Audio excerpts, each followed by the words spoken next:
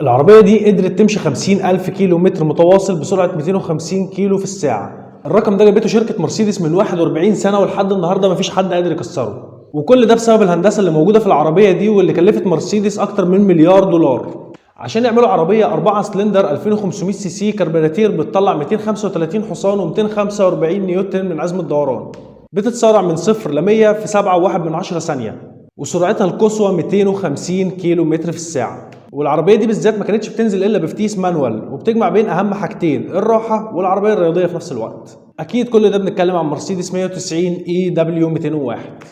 وما تنساش اللايك والمتابعة.